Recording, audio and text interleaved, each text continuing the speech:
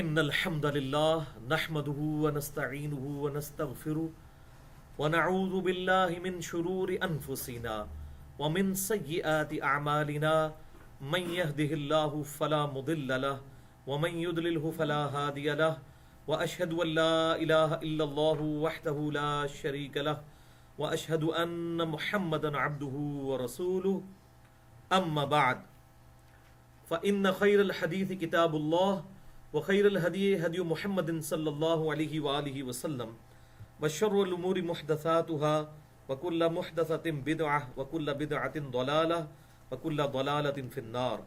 أعوذ بالله السميع العليم من الشيطان الرجيم من همزه ونفخه ونفثه. بسم الله الرحمن الرحيم. رب اشرح لي صدري ويسر لي أمري واحلل عقدة من لساني يفقهوا قولي. بسم اللہ الرحمن الرحیم. ان اللہ وملائکتہ یصلون علی النبی یا ایہا الذین آمنوا صلوا علیہ وسلموا تسلیما. اللہم صلی علی محمد وعلی آل محمد کما صلیت علی ابراہیم وعلی آل ابراہیم انک حمید مجید. اللہم بارک علی محمد وعلی آل محمد کما بارکت علی ابراہیم وعلی آل ابراہیم انک حمید مجید. الحمدللہ آج 7 فروری 2015 کو ہفتے کے دن قرآن کلاس نمبر 161 میں ہم سورہ یوسف کی آیت نمبر 23 سے انشاءاللہ شروع کریں گے. بھائیو، ابھی تک جتنی گفتگو ہوئی ہے سورہ یوسف کی، اس میں سیدنا یوسف علی نبینا و علیہ الصلاۃ والسلام کی زندگی کے بایوگرافی کے 2 بڑے بڑے ٹرننگ پوائنٹس جو ہیں وہ ہم سن چکے ہیں.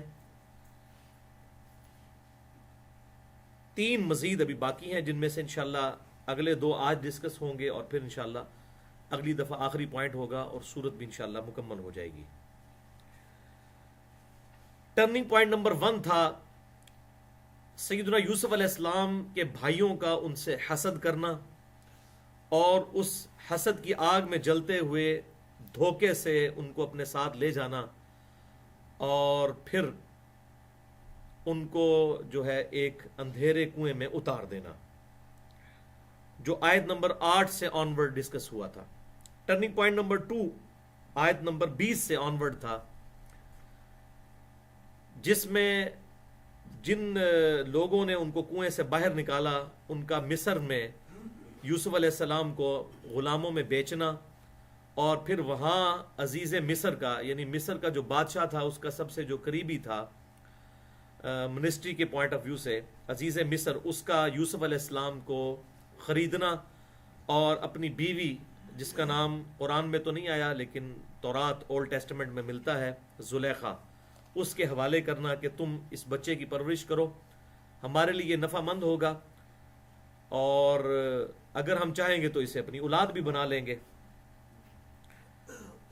تیسرا ٹرننگ پوائنٹ آج انشاءاللہ تعالی شروع ہوگا، جس میں یوسف علیہ السلام پہ ایک بہت بڑی آزمائش آئی، اور وہ عورتوں کی شکل میں، جنہوں نے یوسف علیہ السلام کو ورگلانے کی کوشش کی، اور پھر اسی کے نتیجے میں بالآخر آپ کو جیل جانا پڑا اور تقریباً 9 سال تک آپ جیل میں رہے. اس کے بعد چوتھا ٹرننگ پوائنٹ، یہ تیسرا ٹرننگ پوائنٹ آیت نمبر 23 سے آنورڈ ہے جو آج ہم شروع کر رہے ہیں. چوتھا ٹرننگ پوائنٹ جو ہے وہ آیت نمبر 43 سے آنورڈ ہوگا، جس میں بادشاہ جو ہے مصر کا وہ ایک خواب دیکھتا ہے، اور اس خواب کی تعبیر کے سلسلے میں بالآخر وہ سیدنا یوسف علیہ السلام تک، جن کو قید کیا ہوتا ہے عزیز مصر نے، وہاں تک پہنچ جاتا ہے اور وہ اس کی خواب کی صحیح تعبیر بتا دیتے ہیں، جس کی وجہ سے ان کو آزادی ملتی ہے، اور پھر وہ بادشاہ کے مقرب ہو جاتے ہیں اور وہ عزیز مصر کے عہدے پر فائز ہو جاتے ہیں. سمجھ لیں کہ فائنانس منسٹری جو ہے وہ ان کے ہاتھ آ جاتی ہے. یوسف علیہ السلام وہاں پہ بادشاہ تو نہیں بنے لیکن بادشاہ کے سب سے مقرب بن گئے. اس کے بعد 5واں ٹرننگ پوائنٹ یوسف علیہ السلام کی زندگی کا، ان مع العسر یسرا، ہر مشکل کے بعد آسانی ہے. تو آسانیاں جو ہے وہ چوتھے ٹرننگ پوائنٹ سے شروع ہوئی. 5واں ٹرننگ پوائنٹ آیت نمبر 58 سے آنورڈ ہوگا، اور پھر اسی میں ہی صورت بھی کنکلوڈ ہوگی، جس میں جب قحط کی صورتحال پڑتی ہے تو وہی بھائی کہ جنہوں نے یوسف علیہ السلام کو وہاں سے نکالا ہوتا ہے حسد کی آگ میں جل کر، بالآخر وہ قحط سالی سے متاثر ہو کر یوسف علیہ السلام کے پاس ہی اپنے خرچے کے لیے گندم کے چند دانوں کے عوض وہاں پر اس کو حاصل کرنے کے لیے، قحط سالی سے بچنے کے لیے پہنچ جاتے ہیں، حالانکہ وہ یوسف علیہ السلام کو پہچانتے نہیں ہوتے، اور وہاں سے پھر یوسف علیہ السلام ان کی اصلاح کے لیے ایک بندوبست کرتے ہیں، اور بالآخر پھر یوسف علیہ السلام اور سیدنا یعقوب علیہ السلام کی ملاقات تقریباً 40 سال کی جدائی کے بعد ہو جاتی ہے۔ اور یوسف علیہ السلام کی بچھڑ جانے کے بعد ان کا جو بیٹا یعقوب علیہ السلام کا دوسرا بیٹا جو اسی والدہ سے تھا، یوسف علیہ السلام کا چھوٹا بھائی بنیامین، اس کے ساتھ بڑی عقیدت ان کی وابستہ ہو جاتی ہے، تو وہ بیٹا بھی بالآخر چھن جاتا ہے۔ تو جب اس آزمائش میں یعقوب علیہ السلام کو ڈالا جاتا ہے تو پھر ان کا جو اللہ تعالیٰ کی طرف توکل ہوتا ہے وہ مزید بڑھ جاتا ہے، اور پھر اللہ تعالیٰ بالآخر دونوں بیٹے ان کو لٹا دیتا ہے، یوسف علیہ السلام تقریباً 40 سال کی مدت کے بعد۔ اس پورے واقعے میں بہت سارے درس عبرت ہیں، وہ انشاءاللہ ہم ساتھ ساتھ کور کرتے جائیں گے۔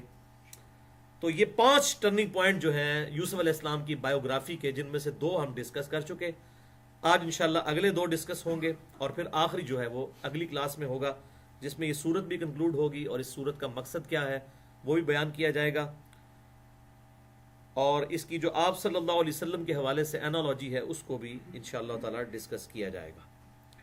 اعوذ باللہ السمیع العلیم من الشیطان الرجیم، بسم اللہ الرحمن الرحیم۔ یوسف علیہ السلام عزیز مصر کے گھر میں ہیں، اور اس کی بیوی زلیخا جو ہے وہ ان کی پرورش کرتی ہے، پھر وہ اپنی صحیح جوانی کو پہنچتے ہیں، لیکن پھر ساتھ ہی ایک اور فتنہ شروع ہو جاتا ہے، اس کا ذکر سورہ یوسف آیت نمبر 23، جو یوسف علیہ السلام کی زندگی کا تیسرا ٹرننگ پوائنٹ ہے۔ ایک بڑی آسان زندگی ان کو ملی، لیکن پھر یہ آسانی مشکل میں بدل گئی آزمائش کی شکل میں، اور وہ آیت نمبر 23 سے شروع ہوتا ہے۔ وَرَاوَدَتْهُ الَّتِي هُوَ فِي بَيْتِهَا عَن نَفْسِهِ، اور پھسلانے لگی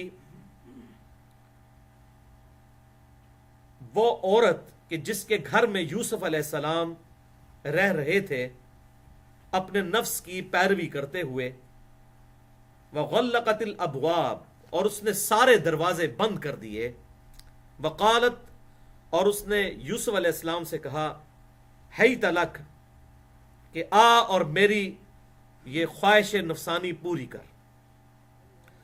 اب اندازہ کریں کہ زلیخا جو ہے وہ ان کی ماں کی طرح تھی، ظاہر ہے بچپن سے لے کے پالا تھا، تو ایک ماں بیٹے کا رشتہ تھا، لیکن جب کسی پر برائی کا غلبہ ہو جائے، شیطان کا غلبہ ہو جائے، تو یہاں تک صورتحال پہنچ جاتی ہے۔ اب اس سے یہ بات بھی پتہ چل گئی کہ اسلام میں جو منہ بولے بیٹے کی کوئی حیثیت نہیں ہے، اس کو بھی یہ بات سپورٹ کرتی ہے کہ وہ اب منہ بولا بیٹا تو تھا یوسف علیہ السلام، اب چاہیے تو یہ تھا کہ وہ اس قسم کی کوئی حرکت نہ کرتی، ماں تھی وہ، تو یہ منہ بولا رشتہ، منہ بولا بہن بھائی، یہ اسلام میں کوئی کنسیپٹ نہیں ہے، کیونکہ الٹیمیٹلی ان چیزوں کے نقصان ہوتے ہیں، اور وہی نقصان یوسف علیہ السلام کو بھی آزمائش کی شکل میں اٹھانا پڑا۔ تو اس نے ان کو بہلا پھسلا کر اپنے ذاتی جو اس کا اپنا کمرہ تھا وہاں تک بلایا، وہاں تک جتنے دروازے آتے تھے تمام دروازے اس نے بند کر دیے، اور پھر اس نے ان کو برائی کی دعوت دی۔ تو یوسف علیہ السلام نے کیا کہا، قال معاذ اللہ، انہوں نے کہا میں اللہ کی پناہ میں آتا ہوں اس برائی کی طرف سے، اس معاملے میں کہ جس کی طرف تم مجھے بلا رہی ہو۔ انہ ربی احسن مثوایا، بے شک میرا رب جو ہے وہ میرا بڑا محسن ہے، اور اس نے مجھے بڑی عزت کے ساتھ ٹھہرایا ہے۔ اب یہاں رب کا لفظ جو ہے وہ اپنے لفظی معنوں میں ہے، یہ رب سے مراد انہوں نے اپنے آقا کو کہا ہے، یعنی زلیخا کے خاوند کو، پوتیفار کو، کیونکہ رب کا لفظ جو ہے وہ پالنے والے کے لیے بھی آتا ہے، ماں باپ کے لیے بھی آیا نا سورہ بنی اسرائیل میں، رب ارحمہما کما ربیانی صغیرا، اے میرے رب ان دونوں پر رحم فرما جس طرح انہوں نے بچپن میں مجھے پالا تھا۔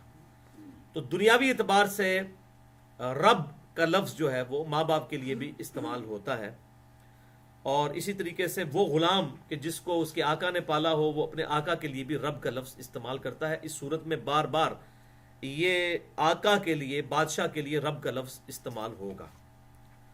تو یوسف علیہ السلام نے اپنی جو ہے وہ دلیل میں یہ بات پیش کی کہ ایک تو میں اللہ کی پناہ میں آتا ہوں، دوسرا تیرا خاوند جو کہ میرا مالک بھی ہے، جس نے مجھے خریدا اور اتنی عزت کے ساتھ مجھے پالا، وہ مجھ پر اتنا احسان کرنے والا ہے، تو میں اس کے ساتھ ایسی خیانت نہیں کر سکتا. انہو لا یفلح الظالمون، بے شک ظلم کرنے والے کبھی بھی فلاح نہیں پا سکتے. یعنی جو حق تلفی کسی کے کریں گے کبھی بھی ان کو فلاح نہیں ملے گی. تو یہ بہت بڑی حق تلفی ہے کہ میں اپنے احسانوں کا بدلہ اپنے مالک کو اس فارم میں دوں کہ میں اس کی عورت کے ساتھ کوئی برائی کروں. وَلَقَدْ هَمَّتْ بِهِ، اور بے شک اس عورت نے تو قصد کر ہی لیا تھا یوسف کا. وَهَمَّ بِهَا، اور یوسف بھی قصد کر لیتا اس عورت کا. اللہ اکبر. لولا الرآ برہان ربی، اگر وہ اپنے رب کی ایک واضح روشن نشانی نہ دیکھ لیتا. اب یہ نشانی کی ڈیٹیل ہمیں نہیں پتا کہ کیا تھی نشانی. مختلف روایتوں میں آتا ہے کہ اللہ تعالیٰ نے یعقوب علیہ السلام کی شبیہ جو ہے وہ سامنے دیوار پر جو ہے وہ ان کو نظر آئی، جس میں انہوں نے انگلی سے یوں اشارہ کیا کہ بیٹا یہ حرکت نہیں کرنی. لیکن یہ حدیثوں میں نہیں ملتا، روایتیں ہیں تو ان کی کوئی اتھینٹسٹی نہیں ہے. عین ممکن ہے کہ جبرائیل علیہ السلام آگے ہوں اللہ تعالیٰ کی طرف سے. بہرحال کوئی اللہ تعالیٰ کی طرف سے ایسی نشانی دکھائی گئی جس کی وجہ سے یوسف علیہ السلام مضبوط ہو گئے، مزید پختہ ہو گئے اپنے اس نظریے پر کہ میں نے اس برائی میں مبتلا نہیں ہونا. لیکن بڑی خطرناک بات یہ ہے کہ اللہ تعالیٰ فرما رہا ہے عورت کے فتنے کے اعتبار سے کہ اس عورت نے یوسف کا قصد کیا اور یوسف بھی قصد کر لیتا نفسانی خواہش سے مغلوب ہو کر. یوسف بھی ایسا کر سکتا تھا اگر وہ اپنے رب کی برہان نہ دیکھ لیتا. تو اس سے ان فنیٹکس کا رد ہو گیا جو یہ کہتے ہیں کہ انبیاء کرام کے اندر گناہ کرنے کا مادہ ہی موجود نہیں ہوتا. اگر انبیاء کے اندر گناہ کرنے کا مادہ موجود نہ ہو تو ان کا گناہوں سے بچنا کوئی ان کے لیے فضیلت کی بات ہی نہ ہو. فضیلت تو یہ ہے کہ انسان میں برائی کا مادہ موجود ہو تب بھی وہ اللہ تعالیٰ کے خوف اور تقوی اور پرہیزگاری کی وجہ سے برائی سے بچ جائے. تو اب یہاں پر یہ آیت ان کے خلاف ثبوت ہے کہ اللہ تعالیٰ فرما رہا ہے یوسف بھی یہ کام کر لیتے ہیں اگر اللہ تعالیٰ ان کی حفاظت خاص نہ فرماتے، وہ اپنے رب کی برہان نہ دیکھ لیتے. كَذَلِكَ لِنَصْرِفَ عَنْهُ السُّوءَ وَالْفَحْشَاءَ، یوں ہی اس طریقے سے اللہ تعالیٰ نے ہم نے ان سے دور کر دیا برائی کو اور بے حیائی کو. إِنَّهُ مِنْ عِبَادِنَا الْمُخْلَصِينَ، بے شک یوسف علیہ السلام ہمارے مخلص بندوں میں سے تھے. کہ دو لفظ سمجھ لیں، ایک لفظ ہے مخلص. مخلص ہوتا ہے اخلاص پیش کرنے والا اپنے رب کے حضور. جو ہر مسلمان کی خواہش ہوتی ہے کہ میں اخلاص کے ساتھ کوئی کام کروں، اللہ کے حضور اپنا اخلاص، اپنا دین خالص کروں. اور ایک لفظ ہوتا ہے مخلص. مخلص یہ ہے کہ جسے اللہ تعالیٰ خاص کر لے، اپنے لیے خود چن لے. یہ زبر و زیر کے فرق سے آپ دیکھیں بالکل 180 ڈگری مطلب نکلتا ہے. مخلص اخلاص پیش کرنے والا کہ یا اللہ قبول کر. مخلص اللہ تعالیٰ خود چن لے، کسی کو خاص کر لے. تو پیغمبر چونکہ اللہ تعالیٰ کی حفاظت میں ہوتے ہیں، اللہ کے چنے ہوئے بندے ہوتے ہیں، اس لیے اللہ تعالیٰ ان کو صریح جو بے حیائی اور حرام کام ہے ان سے بچا لیتا ہے الحمدللہ. بہرحال اس حوالے سے جسے ڈیٹیل چاہیے ہو تو میں نے اس پہ بڑی محنت کر کے ایک لیکچر تقریباً 3-3.5 گھنٹے کا تیار کیا اور وہ ریکارڈ ہو کے اپلوڈ ہو چکا ہے. مسئلہ نمبر 88A اور 88B، عصمت انبیاء کرام علیہ السلام کے عقیدے پر شبہات کا تحقیقی جائزہ. کہ انبیاء کرام علیہ السلام کی جو غلطیاں قرآن پاک میں اللہ تعالیٰ نے مینشن کی ہیں، ان غلطیوں کے ہوتے ہوئے ہم ان کے لیے عصمت کا عقیدہ کس حوالے سے رکھتے ہیں. ایک وہ عقیدہ ہے جو عوام الناس میں پایا جاتا ہے، وہ بھی بالکل غلط ہے. اور دوسرا وہ عقیدہ ہے جو چند مذہبی جدید سکالرز میں پایا جاتا ہے، وہ دوسری ایکسٹریم پہ ہیں، وہ بھی غلط ہے. تو اس میں درمیان کا راستہ کتاب و سنت کے دلائل کی روشنی میں مسئلہ نمبر 88 اور 88A اور B اس میں نے بیان کیا ہے. وَاسْتَبَقَ الْبَابَ وَقَدَّتْ قَمِيصَهُ مِنْ دُبُرٍ، اب اسی اسنا میں یوسف علیہ السلام وہاں سے بھاگے اس برائی کی جگہ سے، تو زلیخا نے بھی ان کا پیچھے سے پیچھا کیا، دونوں دوڑ پڑے دروازے کی طرف، اور اس عورت نے پیچھے کی جانب سے یوسف علیہ السلام کا کرتا پھاڑ ڈالا، قمیصہ من دبر، یہ قمیص کا لفظ ہم اردو میں بھی پنجابی میں بھی استعمال کرتے ہیں، قمیص کہتے ہیں، تو یعنی یوسف علیہ السلام وہاں سے جان چھڑا کر بھاگے تو اس نے ان کو پکڑنے کی کوشش کی، اسی دوران یوسف علیہ السلام کا کرتا پیچھے سے پھٹ گیا، ظاہر ہے یوسف علیہ السلام آگے آگے تھے، وہ پیچھے دوڑ رہی تھی۔ وَأَلْفَيَا سَيِّدَ حَالَدَ الْبَابِ، اور دونوں نے اکٹھی حالت میں پایا دروازے پر اس عورت کے خامند کو، اس کے سید کو، سردار کو، اس کے خامند کو، یعنی وہ جب بھاگے یوسف علیہ السلام اور وہ پیچھے بھاگی، جب دروازے پہ پہنچے تو سامنے سے وہ عزیز مصر پوتیفار بھی آ گیا، اور اس نے زلیخا اور یوسف علیہ السلام کو اس حالت میں دیکھا۔ اب ظاہر ہے کہ یہ بڑی جو ہے وہ امبیرسنگ سچویشن تھی ایک عورت کے لیے جس نے اس قسم کی حرکت کی ہو، تو اس نے جو ہے وہ اس سے پہلے کہ اس پر کوئی الزام لگتا، اس نے پہلے ہی اپنے خامند کو جو ہے وہ دھوکہ دینے کی کوشش کی۔ قالت ما جزاء من اراد باہلک سوء، اس نے کہا کہ اے میرے خامند سرتاج بتائیے ایسے شخص کی کیا سزا ہونی چاہیے کہ جو آپ کی گھر والی کو برائی کی نظر سے دیکھے۔ دیکھو ذرا، حرکت خود کی اور پھر یوسف علیہ السلام پر بلیم بھی لگا دیا، اتنی ہلہ شیری۔ الا ان یسجن او عذاب علیم، سوائے اس کے کہ ایسا شخص اس قابل ہے کہ اسے قید کر دیا جائے یا اسے دردناک سزا دی جائے۔ سزا بھی سادی تجویز کر دی کہ جو تیری بیوی کے ساتھ یہ اس نے صلہ دیا ہے ہماری اتنی ساری محنت کا کہ ہم نے اس کی پرورش کی، تو آج اس نے جو ہے وہ تیری بیوی کے اوپر ہی ہاتھ یوں برائی کی نظر ڈالی۔ قال ہی راودتنی عن نفسی وشہد شاہد من اہلہا، تو یوسف علیہ السلام نے کہا کہ نہیں، بلکہ یہی عورت ہے جس نے مجھے اپنے نفس کی طرف بلانا چاہا، وشہد شاہد من اہلہا، تو ایک گواہی دینے والے نے گواہی دی جو کہ رشتہ دار تھا اہلہا، اس کا رشتہ دار تھا اس عورت زلیخا کا، اس نے وہاں پر گواہی دی اور ایک مشورے کی بات کی، کوئی سمجھدار آدمی تھا، اس نے مشورہ دیا کہ ان دونوں میں سے دیکھنا ہے کون جھوٹا ہے اور کون سچا ہے، تو اس کا فیصلہ ایک خاص طریقے سے ہوگا، اور وہ طریقہ کیا ہے؟ ان کان قمیصہ قد من قبل، اگر تو یوسف کی جو قمیض ہے وہ آگے سے پھٹی ہوئی ہے، فصدقت وہو من الکاذبین، تو پھر یہ عورت سچی ہے اور یوسف جھوٹوں میں شامل ہے۔ اگر تو قمیض آگے سے پھٹی ہوئی ہے تو پھر یقیناً اس نے کوئی زبردستی کی ہے، ظاہر لاجیکل بات ہے، تو عورت نے اس کو سامنے سے اس کی قمیض پھاڑ دی ہے، تو پھر یوسف جو ہے وہ جھوٹا ہے اور تیری بیوی سچی ہے۔ وَإِن كَانَ قَمِيصُهُ قُدَّ مِن دُبُرٍ، اور اگر قمیض جو ہے وہ پچھلی جانب سے پھٹی ہوئی ہے، فَكَذَبَتْ وَهُوَ مِنَ الصَّادِقِينَ، تو پھر تیری عورت جو ہے یہ جھوٹ بول رہی ہے اور یوسف سچوں میں ہے، کیونکہ ظاہر ہے یوسف اگر جان بچا کر وہاں سے بھاگے ہیں تو پیچھے سے اس عورت نے حملہ کیا، اور پیچھے سے اگر قمیض پھٹی ہوئی ہے تو یقیناً یوسف کا بیان سچا ہے۔ اچھا، اب یہ اس کے بارے میں مختلف روایتیں ملتی ہیں، کچھ کہتے ہیں کہ کوئی ایک شیر خوار بچہ تھا جو بول پڑا، اور کچھ کہتے ہیں نہیں، کوئی سمجھدار شخص تھا اس عورت کے رشتہ داروں میں سے ہی جس نے مشورہ دیا۔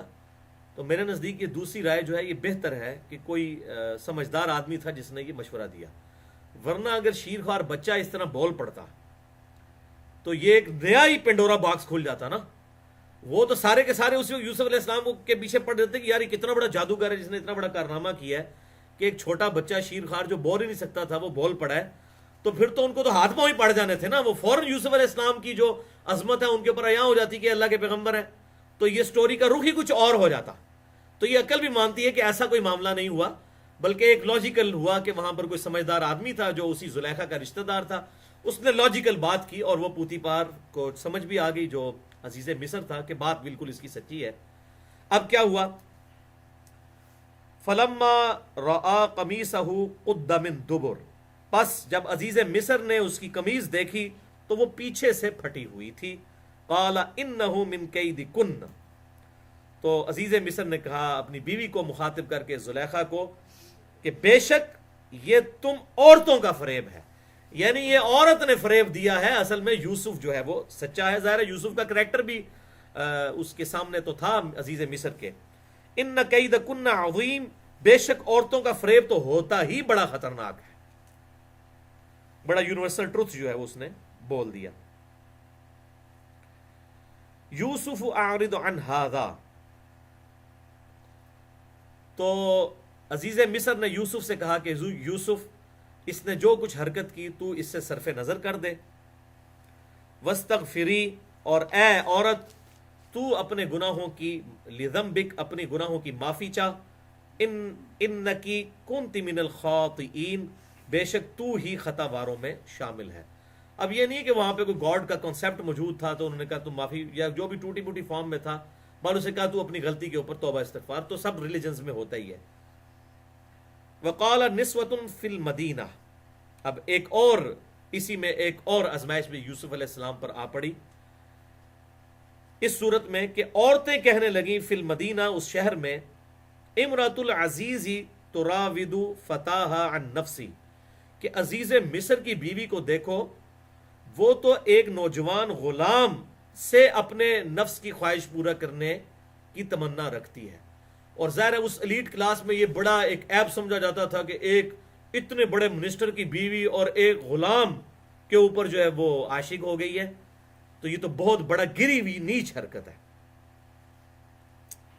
قد شغفہا حبا، بے شک اس غلام کی محبت اس کے دل میں گھر کر چکی ہے.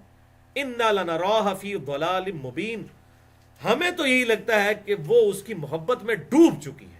یہ معنی بھی ہو سکتا ہے اور دوسرا معنی بھی ہو سکتا ہے کہ یہ گمراہ ہو چکی ہے. دونوں معنی کیے جا سکتے ہیں. فلما سمعت بمکرہن، پس جب زلیخا نے ان مکار عورتوں کی یہ باتیں سنی، ارسلت الیہن، تو اس نے ان کی طرف پیغام بھیجا، سب کو بلایا. وَأَعْتَدَتْ لَهُنَّ مُتَّكَا، تو سب کے لیے مسندیں تیار کی. اس نے کوئی بہت بڑی ایک پارٹی ارینج کی جس میں اس نے ان ساری عورتوں کو بلایا اور ان کے لیے مسندیں بھی سجا دی. وَآتَتْ كُلَّ وَاحِدَةٍ مِّنْهُنَّ سِكِّينًا، اور ہر عورت کے ہاتھ میں ایک ایک چھری دے دی، بڑی تیز چھری. اور سامنے ظاہر کو فروٹ یا پھل فروٹ وغیرہ اس طرح کی چیزیں رکھی ہوئی تھیں، تو ضیافت کا اہتمام کیا. اس میں ایک ایک تیز چھری بھی دے دی. اور جب مجلس پوری گرم ہوئی کہ لوگ اپنے اپنے وہ چھریوں سے جو ہے وہ پھل فروٹ کاٹنے لگ پڑے، کوئی ایسی صورتحال بری، اس وقت اس نے کیا کیا، وقالت اخرج علیہن، تو یوسف کو، ظاہر ہے یوسف علیہ السلام تو بیچارے غلام ہی تھے، انہوں نے اپنی مالکن کا حکم تو ماننا ہی تھا، تو کہا کہ تو نکل اور ان کے سامنے آ. فلما رأینہ اکبرنہ، تو جب ان عورتوں نے یوسف علیہ السلام کو دیکھا تو انہیں بہت بڑی شان والا گردانا. وَقَطَّعْنَا أَيْدِيَهُنَّ وَقُلْنَ حَاشَ لِلَّهِ، اور انہوں نے اسی تذبذب میں، اسی حالت میں اپنی انگلیاں کاٹ لی. یعنی کہ اگر کوئی سنترا کاٹ رہی تھی یا کوئی سیب کاٹ رہی تھی، اسی حالت میں اس کی توجہ جو ہے ان عورتوں کی یوسف علیہ السلام کے اس حسن کی طرف ہوئی، تو ان کو پتہ ہی نہیں چلا، انہوں نے اپنی انگلیاں یعنی زخمی کر لی. کاٹنے مراد یہ کہ لادہ ہی کر دیں، وہ اس طرح کی حالت نہیں تھی. یہ بالکل کوئی اس کو ایگزیجریشن کر، مراد یہ ہے کہ وہ ظاہر تیز چھریاں تھی، لگ گئیں.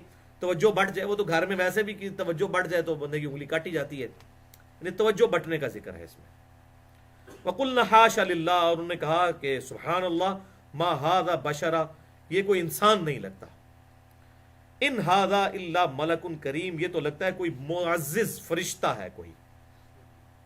اب یہ نہیں کہ فرشتوں کا کوئی کنسیپٹ تھا ان میں، مطلب ایک جیسے دیو ملائی، جیسے ہم بھی کوئی جو ہے وہ کوئی عورت خوبصورت ہے تو مرد اس پہ کمنٹ کر دیتے ہیں تو پری لگتی ہے. پری کا کوئی کنسیپٹ تو کوئی نہیں موجود، بس ایک قصے کہانیوں میں موجود ہے. اس طرح ان کے ہاں بھی کوئی ایسی چیز پائی جاتی ہوگی، کوئی خوبصورت ہے اس کو فرشتہ کہہ دیا، کوئی عورت خوبصورت ہے اسے پری کہہ دیا، تو اسی فارم میں انہوں نے یہ بات کی.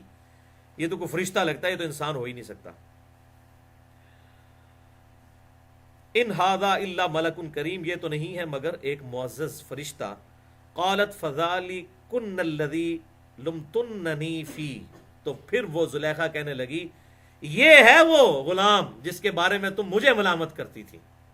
کہ جی اپنے غلام کو دل دے بیٹھی ہے. یعنی بیسیکلی اس نے ان عورتوں کا بھی پردہ چاک کر دیا. وہ سارے ہی ہم میں ننگے ہو گئے نا. اب مجھے کوئی کچھ نہیں کہہ سکتی. تو آپ اس سے انداز لگائیں کہ ایلیٹ کلاس میں اس وقت کس طرح برائیاں موجود تھیں, اور بالکل سیم برائیاں آج کل کی بھی ایلیٹ کلاس میں اسی طریقے سے موجود ہیں, اور مکس گیدرنگ اور یہ سارے معاملات ہوتے ہیں. وَلَقَدْ رَاوَدتُّهُ عَن نَفْسِهِ, اور بے شک میں نے اسے بہت پھسلانے کی کوشش کی اپنے نفس کی طرف. فَاسْتَعْصَمَ, لیکن وہ اپنی بات پر ڈٹا رہا, اس نے میری یہ دعوت قبول نہیں کی. وَلَئِن لَمْ يَفْعَلْ, اور اگر اس نے یہ حرکت نہ کی جو میں اسے کہہ رہی ہوں. ابھی تک دیکھیں اس نے کوئی توبہ نہیں کی ہوئی ہے, وہ اپنی اس سارے معاملے پہ ڈٹی ہوئی ہے. اس نے کہا اب بھی اگر یوسف نے جو ہے وہ میری بات نہ مانی, ما آمرہ, جس کا میں حکم دیتی ہوں, لَيُسْجَنَنَّ وَلَيَكُونَ مِنَ الصَّاغِرِينَ, تو ضرور اسے قید کروا دوں گی اور اسے ذلیل و خوار کر دوں گی, چھوٹوں میں شمار کروں گی.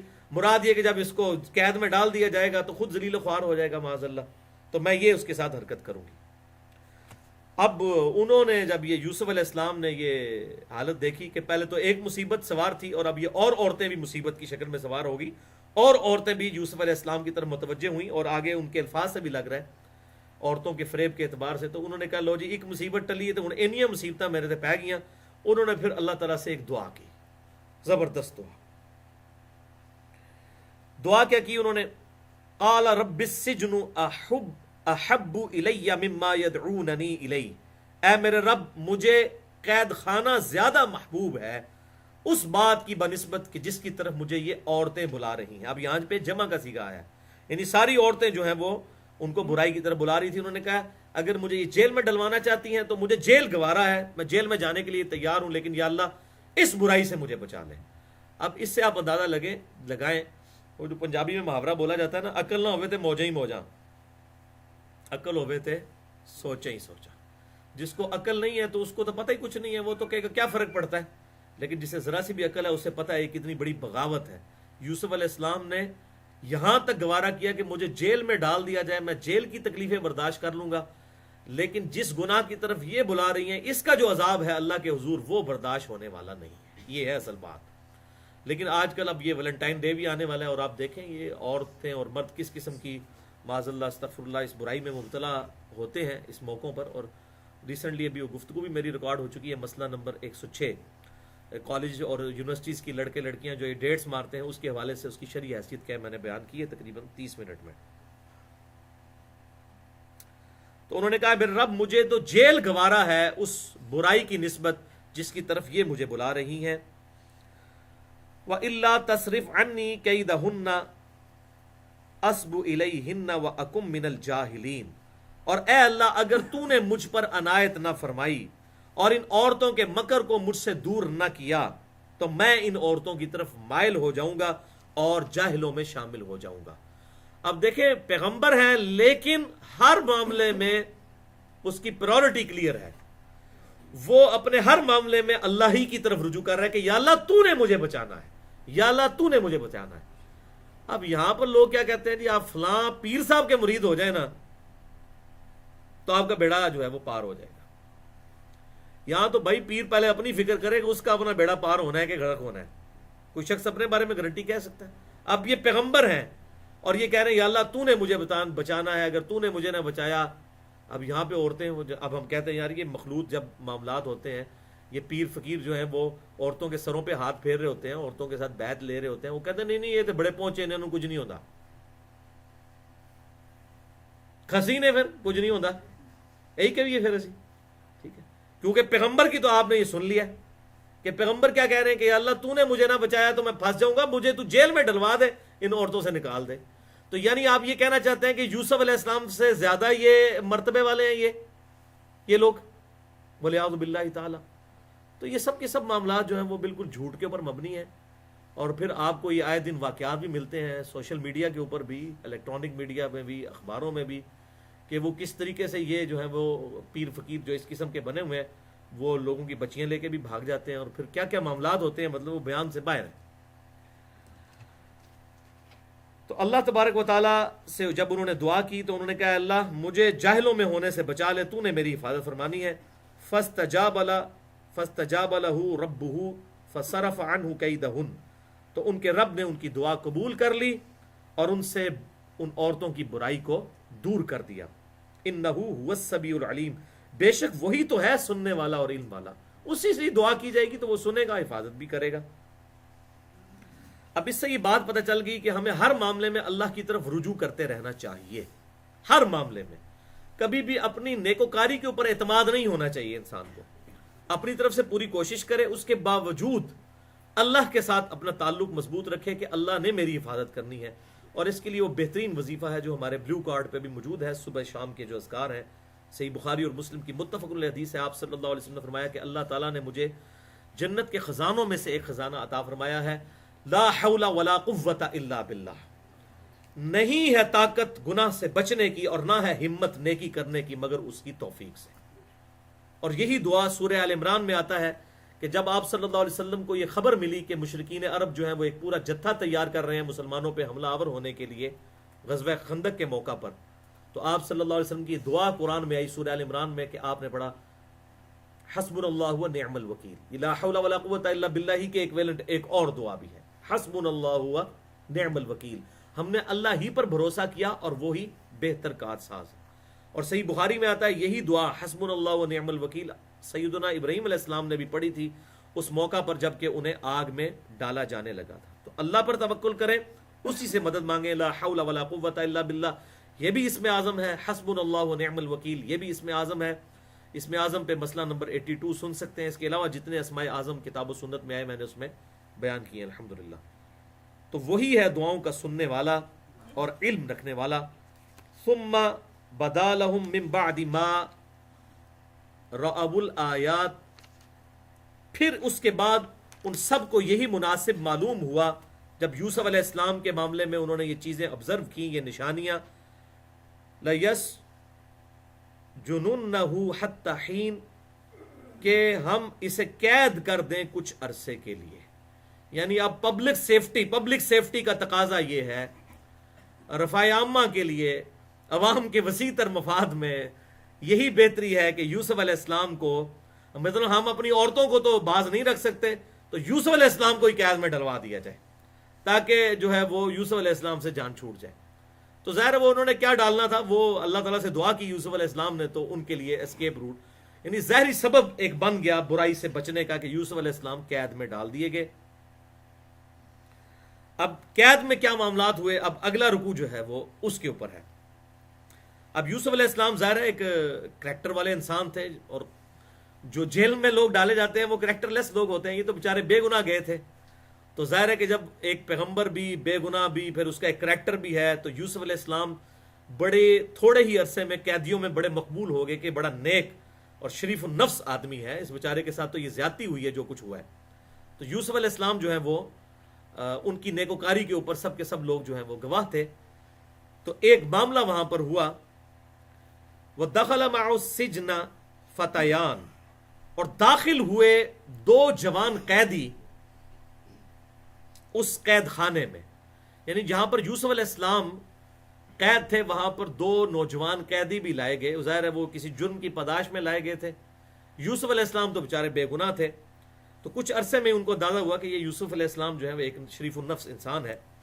قال احدهما انی ارانی اعصر خمرا، تو ان میں سے ایک نے کہا کہ اے یوسف میں نے خواب دیکھا ہے کہ میں خواب میں شراب نچوڑ رہا ہوں.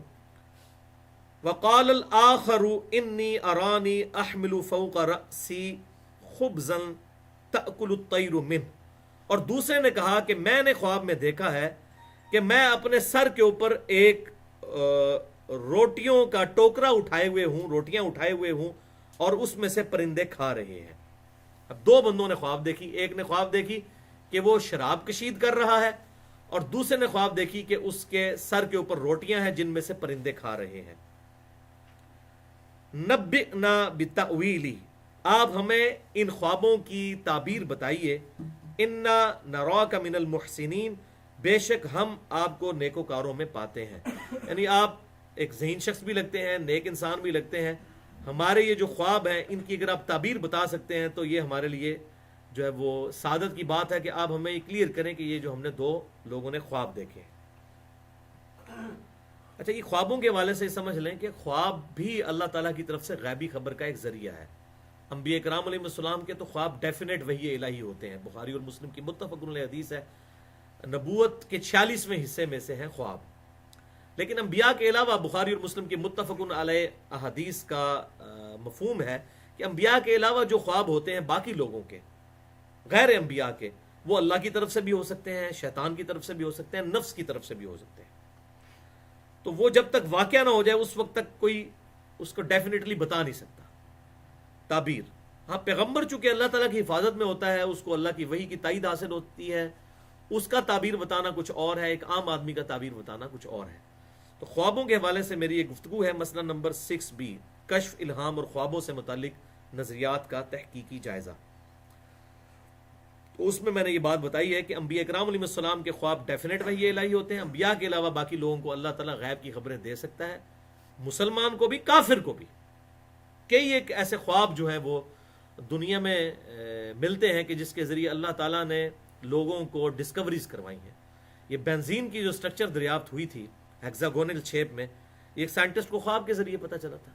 اسی طریقے سے یہ سلائی مشین جو ہے، اس کی نوک والی سائڈ کے اوپر دھاگا ڈالنے کی جگہ رکھنی ہے، یہ بھی ایک سائنٹسٹ نے خواب دیکھا تھا. وہ بڑے عرصے سے تحقیق کر رہا تھا کہ میں مشین بناؤں. تو ویسے تو سوئی جو ہے وہ اس کی دوسری سائڈ کے اوپر سوراخ ہوتا ہے، لیکن جو سلائی مشین والی سوئی ہے اس کے نوک کے اوپر سوراخ ہوتا ہے. تو یہ اس نے خواب میں ایک بانس دیکھا تھا جس کی نوک بنی ہوئی ہے اور اس میں سے نوک والی سائڈ پہ سوراخ ہے. تو اس سے اس کو یہ آئیڈیا کلک کر گیا. اس کے علاوہ کتنے واقعات ملتے ہیں.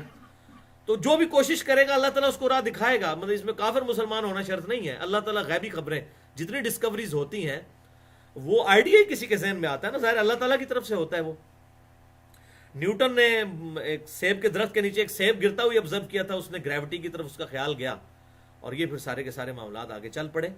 تو یہ اللہ تعالیٰ جو ہے وہ بعض اوقات کوئی خیال دماغ میں ڈال کے یا کسی خواب کے ذریعے بھی لوگوں کو غیبی خبریں، ٹروتھ ریویل کرتا ہے اس کائنات کے.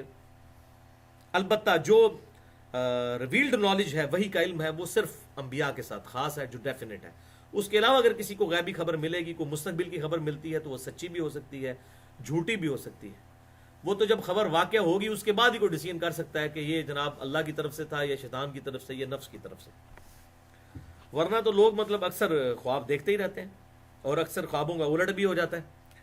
تو یہ خواب دیکھنے میں تو کوئی پابندی نہیں، مفت دیکھے جا سکتے ہیں. تو انہوں نے کہا کہ آپ خوابوں کی تعبیر کر دیجئے. اب یوسف علیہ السلام کو ایک بڑا اچھا موقع مل گیا دعوت کا، کہ چونکہ اب وہ خود چل کے ان کے پاس آئے تھے، اب ان کا مطلب تھا. اب جب مطلب ہوتا ہے تو پھر تو آپ اس کو دعوت بھی دے سکتے ہیں. مجھ سے بھی جب کوئی مسئلہ وہ فون پہ پوچھتا ہے، اور اکثر یہ نوجوان جو کوئی یہ مطلب شادی بیاہ کے جو کیس ہوئے ہوتے ہیں نا وہ پوچھتے ہیں، تو پھر میں ان کو پہلے تو ان کی کھچائی کرتا ہوں کہ آپ لوگوں نے لو میرج کی ہی کیوں؟ اسلام میں تو بغیر ولی کی اجازت کے شادی کوئی کر ہی نہیں سکتا. تو اس وقت تو وہ اپنی کھچائی کروا لیتے ہیں. ویسے آپ کسی کو کوئی دین کی بات کر کے دیکھیں تو وہ آپ کو ایسے پڑ جائے گا جیسے کہ آپ نے اس کو کوئی ماں بہن کی گالی دے دی ہے. لیکن اس وقت پھنسے ہوتے ہیں تو جی سر جی سر جی سر کر کے بات سن لیتے ہیں. تو یوسف علیہ السلام نے بھی اب آبزرو کیا کہ بڑا اچھا موقع ہے، کیونکہ یہ پھنسے ہوئے ہیں، اب ان کا مطلب ہے، تو اب ان کو میں دعوت توحید بڑے پازیٹیو انداز میں ان کے سامنے رکھ دوں. اور پھر روایتوں میں آتا ہے کہ ان لوگوں نے اسلام قبول بھی کر لیا تھا. تو انہوں نے یوسف علیہ السلام نے ان سے کہا قال لا یأتیکما طعام ترزقانی، تو انہوں نے کہا کہ تمہارا کھانا تمہارے پاس نہیں آئے گا کہ جسے تم کھاتے ہو، الا نبأتکما بتأویلہ قبل ان یأتیکما، مگر یہ کہ میں ان خوابوں کی تعبیر تم سے بیان کر دوں گا قبل اس سے کہ وہ کھانا تمہارے سامنے پیش کیا جائے. ذالکما مما علمنی ربی، یہ علم ان علوم میں سے ہے جو مجھے میرے رب نے سکھایا ہے، یعنی خوابوں کی تعبیر کا علم. اب ساتھ ہی انہوں نے دعوت دینی شروع کر دی. انی ترکت ملت قوم لا یؤمنون باللہ، بے شک میں نے تو ایسی قوم کو چھوڑ دیا ہے جو اللہ پر ایمان نہیں لاتے. اس قوم سے مراد یعنی وہی وہاں کے رہنے والے لوگ تھے جو اللہ پر یقین نہیں رکھنے والے تھے. تو بچپن میں ظاہر ہے کہ یوسف علیہ السلام یہاں پر آئے تھے تو یہ بھی ان کا ایک نیٹو علاقہ بن چکا ہوا تھا. تو انہوں نے کہا یہاں پر جو لوگوں کے نظریات ہیں میں تو ان کو چھوڑ چکا ہوں. انہوں نے کبھی رکھے نہیں تھے لیکن بتایا کہ میں ان سے الگ ہوں. لا یؤمنون باللہ جو کہ ایمان نہیں لاتے اللہ پر، وہم بالآخرۃ ہم کافرون اور وہ آخرت کے بھی منکر ہیں۔ واتبعت ملت آبائی ابراہیم و اسحاق و یعقوب، اور میں تو پیروی کرنے والا ہوں اس ملت کی جس پر میرے باپ دادا ابراہیم علیہ السلام اور اسحاق علیہ السلام اور یعقوب علیہ السلام ہے۔ انہوں نے اپنے پردادا کا ذکر کیا، اپنے دادا کا ذکر کیا اور اپنے والد کا ذکر کیا کہ میں تو ان کی ملت کی، اپنے آباء و اجداد کی ملت کی پیروی کرنے والا ہوں۔ اب اس سے جو بعض لوگ جو اپنے بابوں کی پرستش کرتے ہیں وہ اس آیت سے دلیل پکڑتے ہیں۔ دیکھیں جی، یوسف علیہ السلام نے بھی کہا تھا کہ میں اپنے باپ دادا کی پیروی کرنے والا ہوں۔ اچھا، پورا قرآن نہیں انہیں نظر آتا کہ پورا قرآن کہتا ہے کہ جب بھی نبی نے کبھی دعوت کسی کو پیش کی تو مخالفین نے کہا کہ ہم نبیوں کے کہنے پر اس دین کو چھوڑ دیں جس پہ ہم نے اپنے آباء و اجداد کو پایا، تو اللہ تعالیٰ کنڈیم کرتا ہے کہ دلیل کو پکڑو۔ اب انہوں نے جب اپنے بابے ثابت کرنے ہوتے ہیں تو یہ آیت پیش کرتے ہیں کہ یوسف علیہ السلام نے بھی کہا میں اپنے آباء و اجداد کے دین پہ ہوں۔ اچھا، تو یہ آپ کے باپ دادا، اس کا مطلب ہم تو ٹھیک کہتے ہیں آپ اپنے باپ دادا کو پھر پیغمبروں کا درجہ ہی دیتے ہیں نا۔ یعنی اگر کسی نے کلمہ پڑھوایا لا الہ الا اللہ اشرف علی تھانوی رسول اللہ اور آپ ان کو سمجھا رہے ہیں تو کہتے ہیں اتنے بڑے بزرگ پاگل ہیں۔ کسی نے کلمہ پڑھوایا لا الہ الا اللہ چشتی رسول اللہ، وہ کہتے ہیں اتنے بڑے بزرگ پاگل ہیں۔ ان کا پوسٹ مارٹم سننا ہو تو مسئلہ نمبر 71 بھی، جو الحمدللہ سینکڑوں ہزاروں لوگوں کی ہدایت کا سبب بنا، انڈیا اور پاکستان کے بزرگوں کی 19 گستاخانہ عبارات کا تحقیقی جائزہ، اور اس پہ ریسرچ پیپر بھی ہے اندھادھند پیروی کا انجام، اہل سنت پاک .com سے آپ مفت PDF فائل ڈاؤن لوڈ کر سکتے ہیں۔ تو وہ کہتے ہیں جی کہ وہ آباء و اجداد پہ یوسف علیہ السلام نے کہا، تو بھائی یوسف علیہ السلام کے آباء و اجداد کون تھے؟ تینوں ہی پیغمبر ہیں۔ یہی تو ہم کہہ رہے ہیں پیغمبر کی، اگر آپ کے ماں باپ اور پیچھے کوئی گنڈا سنگھ یا کوئی اور نہیں ہے آپ کے آباء و اجداد، جو یقیناً ہے کیونکہ آپ تو ہندوؤں کی نسل میں سے ہیں، انڈیا پاکستان بنگلہ دیش کے لوگ، تو آپ ان کی تو نہ مثالیں پیش کریں نا۔ ہاں، آپ کے اگر باپ دادا واقعی کوئی پیغمبر گزرے ہیں جن کے بارے میں آپ کا کوئی عقیدہ ہے، غلام احمد قادیانی کو اگر کوئی اس دجال کو پیغمبر مانتا ہے تو آپ اس کی پیروی کرتے رہیں پھر، اور جائیں دوزخ میں، ہمیں تو کوئی حرج نہیں۔ لیکن یہ کس کی ملت کی بات کریں؟ ابراہیم علیہ السلام۔ اور یہ جو باپ دادا ہے اس ملت کے اعتبار سے تو اللہ تعالیٰ نے ہمیں بھی کہا ہے کہ آپ اولاد ہو ابراہیم علیہ السلام کی۔ سورہ حج کی آخری آیت کیا ہے؟ ملت ابیکم ابراہیم، پوری امت کو کہا گیا تم اپنے باپ ابراہیم کی ملت پہ چلو، تو ہمارا باپ ابراہیم ہی ہے۔ اللہ تعالیٰ نے ہمیں کہا ہے امت محمدیہ کا باپ کون ہے؟ ابراہیم۔ ملت ابیکم ابراہیم ہوا سماکم المسلمین من قبل وفی ھذا، پیروی کرو ابراہیم علیہ السلام کی ملت کی کہ جنہوں نے تم سے بہت پہلے تمہارا نام مسلم رکھا تھا، اور اللہ تعالیٰ نے اس کتاب میں بھی تمہارا نام مسلم رکھا ہے، مسلمان رکھا ہے۔ تو وہ باپ جو ہے وہ ابراہیم علیہ السلام ہے۔ ہمارے محبوب صلی اللہ علیہ وسلم ہمارے روحانی باپ ہیں کیونکہ آپ کی بیویاں امت کی مائیں ہیں۔ النبی اولیٰ بالمؤمنین من انفسہم وازواجہ امہاتہم، نبی صلی اللہ علیہ وسلم مومنین کی جانوں پر ان سے جانوں سے بڑھ کر حق رکھتے ہیں، اور نبی کی بیویاں امت کی مائیں ہیں۔ تو جب نبی کی بیویاں امت کی مائیں ہیں تو نبی ہمارے روحانی باپ ہیں۔ تو ہم ان آباء و اجداد کی پیروی کریں گے کہ نہ کہ ان آباء و اجداد کی، کہ ہماری تو میں تو بڑے وثوق سے کہتا ہوں کہ یہ 1000 سال میں ہمارے آباء و اجداد جو یہاں سے گزرے ہیں انڈیا پاکستان بنگلہ دیش میں، شاید ہی کسی نے قرآن ترجمے سے پڑھا ہو۔ وہ قرآن کا ترجمہ کرنا ہی جرم تھا، یہ تو اب آگے قرآن پاک اور بخاری مسلم کے ترجمے شروع ہیں، وہ تو بیچارے ناظر ہی پڑھنے والے لوگ تھے۔ یہی وجہ ہے کہ ان بیچاروں کے عقائد و نظریات بھی اسی طریقے سے تھے۔ اب جب ہم کسی کو قرآن اور حدیث پیش کرتے ہیں وہ کہتے ہیں جی ہمارے بزرگوں نے سی پتا، بالکل نہیں سی پتا جی، بالکل صحیح کہتے ہو، تمہارے بزرگوں نے نہیں سی پتا۔ چیک کرنا ہے اگر کار دادا بیٹھے ہیں ان کو قرآن کا پہلا صفحہ ترجمہ کر کے دس دے، کرو چیک کر لو، کسی دادی زندہ ہے تو دادا زندہ ہے، چیک کر لو کہ بزرگوں کو پتا ہے کہ نہیں، تو تمہیں پتہ لگ جائے گا۔ یہی کچھ سی جس معاشرے میں جرم سمجھا جاتا ہو قرآن کا ترجمہ کرنا، تو وہاں یہی تھا۔ اگر ہمارے دادا جی کو دادی جی کو قرآن کا ترجمہ نہیں آتا تو ان کے دادا دادی کو بھی کہاں سے آتا ہوگا؟ ٹھیک ہے نا؟ تو ہم نے تو ریلیجن بس ایک ایز اے ڈیلوژن لیا، بس ایک ہندو کا بیٹا ہندو ہے، مسلمان کا بیٹا مسلمان ہے، اور کسی کرسچن کا بیٹا کرسچن ہے، دیٹس آل۔ خود تحقیق کرنا تو بڑی دور کی بات ہے۔ تو یوسف علیہ السلام نے کہا کہ میں پیروی کرتا ہوں اپنے آباء و اجداد کے، یعنی پیغمبروں کے دین کی، اسحاق علیہ السلام، ابراہیم علیہ السلام اور یعقوب علیہ السلام۔ ما کان لنا ان نشرک باللہ من شیء، اور ہمارے لیے یہ روا نہیں ہے کہ ہم اللہ کے ساتھ کسی اور ہستی کو شریک ٹھہرائیں۔ وہی بنیادی دعوت توحید، سورۃ النحل آیت نمبر 36، وَلَقَدْ بَعَثْنَا فِي كُلِّ أُمَّةٍ رَسُولًا أَنِ اعْبُدُوا اللَّهَ وَاجْتَنِبُوا الطَّاغُوتَ۔ ہم نے ہر امت میں کوئی نہ کوئی پیغمبر اٹھایا ایک ہی بنیادی دعوت کے ساتھ کہ اللہ کی عبادت کرو اور اللہ کے مقابلے میں جتنے جھوٹے خدا ہیں ان کی نفی کرو، طاغوت کی نفی کرو۔ ذالک من فضل اللہ، یہ عقیدہ توحید اور شرک سے بچ جانا تو اللہ کا فضل ہے، علینا، ہم پر، یعنی ہم انبیاء کرام کی اولاد ہیں اور ہم پر یہ اللہ کا خاص کرم، وعلی الناس، اور لوگوں پر بھی ہے جو توحید تک پہنچ جائیں، ان کے پاس سب سے بڑی نعمت ہی توحید ہے، ولکن اکثر الناس لا یشکرون، لیکن اکثر انسان جو ہے وہ اس توحید کی نعمت سے جو ہے وہ ناواقف ہے، ناشکری کرتے ہیں۔ یا صاحب السجن، اے میرے قید خانہ کے ساتھیو، ارباب متفرقون خیر ام اللہ الواحد القہار، کیا بہت زیادہ رب ٹھہرا لینا مختلف قسم کے وہ بہتر ہیں، یا ایک اکیلا اللہ جو سب پر چھایا ہوا ہے، قہار ہے، غالب ہے، وہ اکیلا رب بہتر ہے۔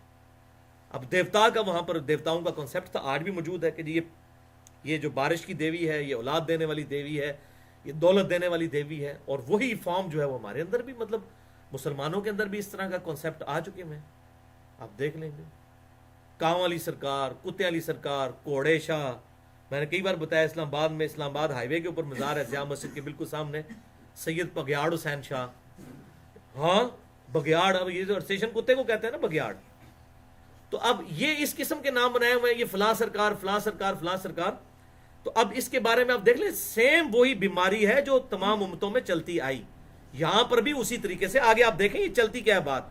انہوں نے کہا یہ بتاؤ اکیلا ایک اللہ، اس کو پکاریں کہ یہ فلانی سرکار، فلانا مسئلہ، تو فلاں جگہ چلے جاؤ بھائی، وہ جی لوگوں کو شفا بھی ملتی ہے، اور بھائی 90 کروڑ ہندو انڈیا میں بیٹھا ہوا ہے، ان کو بھی اپنے بزرگوں کے مزاروں پہ جا کے وہاں پہ بھی شفا ملتی ہے، تو اگر یہ شفا ملنا ہی اس بات کی دلیل ہے کہ وہ مذہب حق پر ہے، تو پھر ہندوازم بھی حق میں اوپر ہے، کرسچنز بھی علاج کرتے ہیں۔ یہ طریقہ علاج یا اس طرح کے جو معاملات ہیں، یہ کسی کے حق اور باطل ہونے کی دلیل نہیں ہے۔ صحیح مسلم میں حدیث ہے، آپ صلی اللہ علیہ وسلم سے صحابہ نے پوچھا، ہم زمانے جاہلیت میں جو دم کیا کرتے تھے اس سے لوگوں کو شفا ہوتی تھی، تو اب ہم وہ دم اسی طریقے سے جاری رکھیں؟ تو آپ صلی اللہ علیہ وسلم نے فرمایا کہ اپنے دم مجھ پہ پیش کرو، اگر ان میں کوئی شرکی الفاظ نہیں ہے تو چاہے وہ جاہلیت کے بھی ہیں تو وہ آپ اسی طریقے سے کرتے رہو، چاہے اس میں کوئی بھی دم میں الفاظ ہیں، اللہ کا نام نہیں بھی ہے، اگر اسے کوئی شفا، یہ طریقہ علاج ہے، ظاہر طریقہ علاج تو ہوگا نا۔ اب مثلا ایک بندے کی آپ ہڈی ٹوٹ گئی ہے تو اس کو آپ دم تو نہیں ڈالیں گے سورہ فاتحہ پڑھ کے، کیا خیال ہے، تو ہڈی جڑ جائے گی؟ یا ایک بندے کا خون نکل رہا ہے تو آپ اس کے اوپر پھونک مارے، چاہے قرآن پڑھ کے یا کوئی اور چیز پڑھ کے، تو خون رک جائے گا؟ اس کا ایک پراپر طریقہ اللہ تعالیٰ نے ڈیوائز کیا ہے، ٹھیک ہے، کہ آپ نے خون کو روکنے کے لیے ایک پراپر طریقے سے اس کو لے کے چلنا ہے، ٹھیک ہے۔ اسی طریقے سے کسی کو دم ڈالنے سے کسی کے بچے کے خطرے نہیں ہوں گے۔ اگر کوئی بزرگ کہتا ہے جی میں روحانی آپریشن کر لیتا ہوں دم ڈال کے، تو کسی بچے کے خطرے کر کے بتائے، نہیں ہوں گے، وہ اس کا ایک فزیکل طریقہ ہے، اللہ تعالیٰ نے رکھا ہوا ہے، ہر چیز کا ایک طریقہ ہے۔ تو اب اس طرح کی جو چیزیں ہیں، نہ اسلام اس قسم کے دعوے کرتا ہے کہ اس طرح کے دم درود یا اس طرح کی چیزوں کے ذریعے آپ نے ہر اس چیز کو اوور کم کر لینا ہے، ایسا نہیں ہوگا۔ البتہ بعض تکلیف ہیں جو دم کے ذریعے دور ہو جاتی ہیں، لیکن یہ خطرے نہیں ہوں گے دم کے ذریعے۔ کسی کی ہڈی ٹوٹ گئی ہوئی ہے تو وہ نہیں جڑے گی، وہ آپ کو پلسٹر کرنا پڑے گا، اس کو صحیح فارم میں رکھنا ہوگا، تب معاملات ہوں گے۔ اسی طریقے سے اگر کسی کا خون نکل آیا تو پراپر دوائی لگانی ہوگی، اگر زیادہ خون نکل رہا ہے تو اس کو کسی طریقے سے کنٹرول کرنا ہی ہوگا، ٹھیک ہے جی۔ تو ہر چیز کا اللہ تعالیٰ نے علاج تجویز فرمایا ہے۔ تو انہوں نے کہا میرے جیل کے ساتھیوں، کیا اتنے زیادہ الہ ٹھہرا لینا اس کے مقابلے میں صرف ایک رب کو ماننا وہ بہتر ہے، یا اتنی ساری سرکاریں ایک سرکار کو ہی مان لو؟ ما تعبدون من دونہ، تم اللہ کی عبادت نہیں کر رہے، اللہ کے علاوہ ہستیوں کی عبادت نہیں کر رہے، مگر ان ہستیوں کی الا اسماء سمیتموہا، سوائے ان چند ناموں کے جو رکھ لیے ہیں تم نے، انتم و آباؤکم، تم نے اور تمہارے آباء و اجداد نے، یہ ایک نام چل رہے ہیں، ٹھیک ہے جی، فلاں داتا صاحب ہے تو فلاں غریب نواز ہے تو فلاں یہ ہے، اب پہلے نام بنا لیے۔ جب ہم کشف المحجوب کھول کے دکھاتے ہیں کہ بھئی ان علی بن عثمان حجویری کا واحد تعارف جو ہے اس روئے ارض پہ، ان کی کتاب ہے کشف المحجوب، جس میں صحب اور شکر کے چیپٹر میں نبی صلی اللہ علیہ وسلم کے اوپر انہوں نے بے حیائی کا ایک الزام لگایا زید ابن حارثہ کی بیوی کے ساتھ، اور داؤد علیہ السلام کے اوپر بھی لگایا، جس کا میں نے پوسٹ مارٹم کیا مسئلہ نمبر 71B میں۔ تو بڑے بڑے لوگ پریشان ہو جاتے ہیں، جی انہوں نے لکھا ہے، ہاں جی، اچھا جی ہو سکتا ہے انہوں نے نہ لکھا کسی اور نے پاتا ہے، تو اسی کہیں گے جناب پوری کتاب ہی کسی اور نے پا دیتی ہوئے، پورا مزار ہی کسی اور نے پا دیتا ہوئے، یہ بھی تو ہو سکتا ہے نا.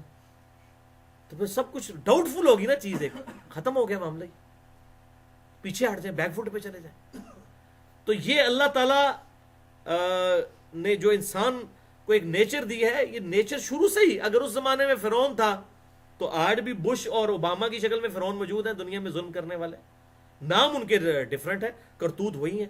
تو یہاں پر بھی دیکھ لو, انہوں نے کہا یہ چند نام ہے, نام رکھ لیے ہوئے لوگوں نے جو تمہارے اور تم آباء و اجداد نے اور تم نے مل کر رکھ لیے, اور ان کے معاملے میں اب تم ہمارے ساتھ جھگڑا کرتے ہو. ما انزل اللہ بہا من سلطان, اللہ نے کوئی ان کی سند نازل نہیں کی ہے. جب ہم کسی کو کہتے ہیں نہیں قرآن پاک سے, اگلے دن مجھے فون آیا جی وہ 11ویں شریف کے بارے میں آپ کا کیا موقف ہے.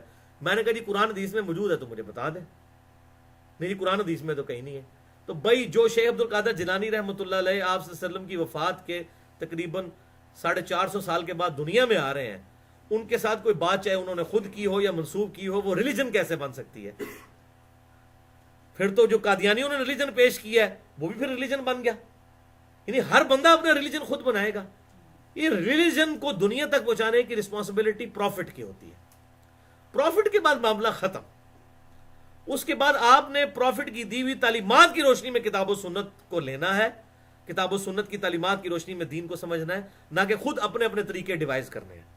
تو ان کی اللہ تعالیٰ نے کوئی سند نازل نہیں کی. ان الحکم الا اللہ الا للہ, حکم تو نہیں ہے سوائے اللہ کے, اللہ ہی کا اختیار ہے, وہی جو شریعت نازل کرے گا وہی ہوگی. امرا اللہ تعبدوا الا ایاہ, اس نے حکم دیا ہے کہ مت پوجو کسی کو سوائے اس کے. ذالک الدین القیم, یہ ہے سیدھا بالکل واضح قائم دین. ولکن اکثر الناس لا يعلمون, لیکن اکثر لوگ نہیں جانتے, اکثر لوگ جو ہیں وہ حقیقت سے غافل ہیں. یا صاحب السجن اما احدکما, اب یہ ساری انہوں نے دعوت توحید پیش کی, تو اب انہوں نے ان کے خوابوں کی تعبیر بھی بتا دی ساتھ ہی. اے میرے قید خانے کے ساتھیو, اما احدکما فیسقی ربہ خمرا, تو تم میں سے جو پہلا شخص جس نے وہ خواب دیکھی تھی کہ میں جو ہوں شراب کشید کر رہا ہوں, تو وہ اپنے رب کو شراب پلائے گا. اب یہاں بھی رب کا معنی جو ہے لغت والا ہے, یعنی اپنے مالک کو. یہ بادشاہ کا بڑا خاص قسم کا شراب کشید کرنے والا تھا. یعنی تم یعنی کہ عنقریب چھوٹ کر جو ہے وہ اپنی پرانی پوسٹ کے اوپر بحال ہو جاؤ گے. وَأَمَّا الْآخَرُ, جبکہ جو دوسرا ہے, فَيُسْلَبُ فَتَأْكُلُ الطَّيْرُ مِنْ رَأْسِهِ, تو وہ عنقریب سولی دے دیا جائے گا اور پرندے نوچ نوچ کر اس کے سر سے کھائیں گے. اس نے دیکھا تھا میرے سر پر روٹیاں ہیں, اس میں سے پرندے کھا رہے ہیں. قُضِيَ الْأَمْرُ الَّذِي فِيهِ تَسْتَفْتِيَانَ, اٹل فیصلہ ہو چکا ہے اس بات کے متعلق جس کا تم نے مجھ سے فتویٰ لیا تھا. یہ فتویٰ کا لفظ ہم اردو میں بھی استعمال کرتے ہیں. تو انہوں نے یوسف علیہ السلام نے کہا کہ یہ معاملات ہونے والے ہیں جو بالکل کلیئر کٹ یوسف علیہ السلام نے وہ تعبیر بتا دی. تو دونوں کو الگ الگ تعبیر بتائی, اور وہ تعبیر ظاہر ہے کہ اللہ کے پیغمبر کی طرف سے تھی, وہ پوری ہونی تھی. وقال للذی ظن انہ ناج, تو یوسف علیہ السلام نے اس شخص سے کہ جس کے بارے میں انہیں یقین تھا کہ یہ تو نجات پا جائے. یہاں ظن جو ہے وہ گمان کے معنوں میں نہیں بلکہ کامل یقین کے معنوں میں ہے. یہ دونوں معنوں میں آتا ہے کہ وہ انہ, آگے وہ آ بھی گئی اس کی تاکید بھی کہ بے شک وہ نجات پا جائے گا. منہما, ان دونوں میں سے. تو انہوں نے کہا اذکرنی عند ربک, اپنے رب کے پاس. اب یہاں بھی رب کا ترجمہ کیا ہے؟ اپنے آقا کے پاس, میرا ذکر کرنا. فانساہ الشیطان, لیکن شیطان نے اسے بھلا دیا. یعنی اپنے آقا کے سامنے میرا ذکر کرنا کہ مجھے اس طریقے سے انہوں نے زیادتی کے ساتھ قید کر دیا, اتنی میں نے قید کاٹ لی ہے, تو میرا وہاں پر ذکر کرنا. تو اللہ تعالیٰ فرماتا ہے شیطان نے اس کو ذکر کرنا بھلا دیا. ذکر ربہ, اپنے رب یعنی بادشاہ کے پاس. فلبث فی السجن بضع سنین, یوں یوسف علیہ السلام کئی سال تک اسی قید خانے میں رہے. یہ تقریباً یہ بضع سنین جو ہے وہ عربی میں 10 سے کم کے لیے بولا جاتا ہے. یہ تقریباً 9 سال تک یوسف علیہ السلام نے پھر جیل وہاں پر کاٹی, ان کو وہاں پر کاٹنی پڑی. اب اس سے یہ بات بھی پتہ چلی کہ یہ توکل کے منافی نہیں ہے کوئی اسباب اختیار کرنا. یعنی یوسف علیہ السلام نے وہ سبب اختیار کیا کہ میری سفارش کرنا وہاں پر کہ اس طریقے سے مجھے ناجائز جو ہے وہ اندر ٹھہرایا گیا. اور اللہ تعالیٰ نے دیکھیں یوسف علیہ السلام کو اس پہ کنڈم بھی نہیں کیا. بعض لوگ اس طرف گئے کہ یوسف علیہ السلام کو اسی کی سزا ملی کہ انہوں نے اللہ پر توکل کیوں نہیں کیا, اور سفارش کے لیے بات کیوں کی؟ اگر یہ سفارش کے لیے بات کرنا برا ہوتا تو اللہ تعالیٰ اس چیز کو قرآن پاک میں مینشن کرتا. ایون اللہ تعالیٰ تو انڈورس کر رہا ہے کہ شیطان نے اس کو بھلا دیا، یعنی یہ شیطانی کام تھا اس کا اپنے بادشاہ کے سامنے یوسف کا ذکر نہ کرنا. ٹھیک ہے، شیطان نے بھلا دیا. لہٰذا یہ کوئی اسباب اختیار کرنا برا نہیں ہے. بعض لوگ بالکل اسباب کی نفی کرتے ہیں. آپ اسباب اختیار کریں گے لیکن نظر مسبب الاسباب پہ رکھیں گے. توکل کے منافی نہیں ہے سبب اختیار کرنا. اس پہ میں نے جو مسئلہ نمبر 103 دیا ہے، اللہ کی طرف سے رزق کی تقسیم کا مسئلہ کیا ہے، اس میں بھی میں نے جو ہے وہ علمی گفتگو کی ہے کہ اکثر لوگ جو اسباب کی نفی کرتے ہیں، جی اللہ تعالیٰ چاہے تو بغیر پیاس کے پانی کے پیاس بجھا دے، اللہ تعالیٰ چاہے تو بغیر روٹی کے بھوک مٹا دے. بالکل اللہ تعالیٰ چاہے تو نا، لیکن ابھی تو اس نے یہی چاہا ہے کہ روٹی سے ہی بھوک مٹے گی اور پانی سے ہی پیاس مٹے گی. اب اپنی چاہت تو نا آپ اللہ تعالیٰ کو. اور جی اللہ تعالیٰ دیکھیں جی آگ بھی ٹھنڈی کر سکتا ہے، ابراہیم علیہ السلام کے لیے نہیں ہوئی. اللہ تعالیٰ چاہے تو وہ پانی میں بھی راستہ نکال سکتا ہے، جی حضرت موسیٰ علیہ السلام کے لیے نہیں ہوا. بھائی یہ اکا دکا مثالیں جو ہیں، یہ ایکسٹرا آرڈنری مثالیں، یہ ایز اے رول نہیں ہے. ورنہ یہ مولوی یہ ساتھ یہ مثال کیوں نہیں دیتے ہیں کہ اللہ تعالیٰ چاہے تو بغیر شادی کے بھی اولاد دے سکتا ہے. دیکھیں نا حضرت مریم کو نہیں دی، اوتے انہوں نے 3 زنانیاں کیتیاں ہوندیاں نے، پہلے شاگردنیاں ہوندیاں نے پھر زنانیاں بنا لیندے نے. اس طرح ہی ہوتا ہے نا. وہاں بھی آپ اللہ پر توکل کریں. نہیں جی شادی تو سنت ہے، تو اسباب اختیار کرنا سنت نہیں ہے. اے پھکی نستے اینٹی وینم، جب بھی اسباب کی نفی کر رہے ہو تو ان کو کہیں آپ شادی بھی نہ کریں، اللہ چاہے گا تو بغیر شادی کے بھی اولاد دے دے گا. دیکھیں نا حضرت مریم کو نہیں دیا ہے اتنی نیک اولاد عیسیٰ ابن مریم. تو کہنے جی وہ تو جناب ایک معجزہ سی نا. تو بھائی یہ اگ جڑا بجھ جانا بھی معجزہ ہے نا. جے نہیں مانتے ہو معجزہ کہ یہ موسیٰ علیہ السلام معجزہ نہیں، لیاؤ سارے دنیا دے بزرگ کٹھے کرو نا، بسم اللہ پڑھ کے دریا تے بڑی وڈی گل ہے، ایک نالا پار کر کے دس دیں. ختم تو نہیں ہوئے نا دنیا تو بزرگ آون نا سامنے. اس طرح نہیں ہوتا بھائی. یہ معجزات اللہ تعالیٰ نبیوں کو دیتا ہے، ان کے ذریعے اللہ تعالیٰ ان کو منوانا چاہتا ہے. بزرگوں کو منوانے کے اللہ تعالیٰ کو کوئی ضرورت نہیں ہے، کیونکہ بزرگ دنیا پر ریپریزنٹیٹیو نہیں ہوتے اللہ تعالیٰ کے. ریپریزنٹیٹیو جو ہے وہ اللہ کے پیغمبر ہوتے ہیں، باقی سب کے سب دائی ہوتے ہیں. چاہے کوئی بزرگ ہے، عام آدمی ہے، کوئی بھی ہے، وہ بس دعوت کا کام کرے گا کہ نبی کی بات آگے پہنچا دے گا. وہ یہ نہیں کہے گا کہ مجھے مانو میں یہ کارنامہ کرنے لگا ہوں. ورنہ تو یہ جتنے الوژن کر رہے ہیں وہ ڈیوڈ کاپر فیلڈ جو ہے اس کو بزرگ مان لیں یہ لوگ. ان کے سامنے اگر آپ ویڈیو چلا دیں جو کچھ وہ کرتا ہے، اسٹیچو آف لبرٹی غائب کر دیتا ہے، اس کو بھی ویسے حیا ہے، وہ اس کو الوژن کہتا ہے، کرامت نہیں کہتا وہ بھی، کہ تمہاری نظر پہ دھوکہ کر رہا ہوں. لیکن وہ ادھر آ جائے پاکستان میں تو اس کو تو یہاں پہ بڑی زرخیز زمین مل جائے. انڈیا پاکستان میں تو وہ تھوڑی سی داڑھی بھی رکھ لے تو اس کو تو بزرگ مان لیں گے لوگ، جتنے وہ کارنامے کر کے دکھاتا ہے. صرف نظر کا دھوکہ ہوتا ہے. تو اللہ تعالیٰ فرما رہا ہے کہ شیطان نے اس کو بھلا دیا ذکر کرنا اپنے آقا کے حضور. وقال الملک انی ارا 7 بقرات. اب یہ میری کوشش تو تھی کہ یہ آج کور ہو جاتا، لیکن اب ٹائم چونکہ ہو چکا ہے. اب چوتھا ٹرننگ پوائنٹ یوسف علیہ السلام کی زندگی کا شروع ہونے والا ہے. تیسرا آج ہم نے کور کیا، انشاءاللہ چوتھا اگلی دفعہ شروع کریں گے.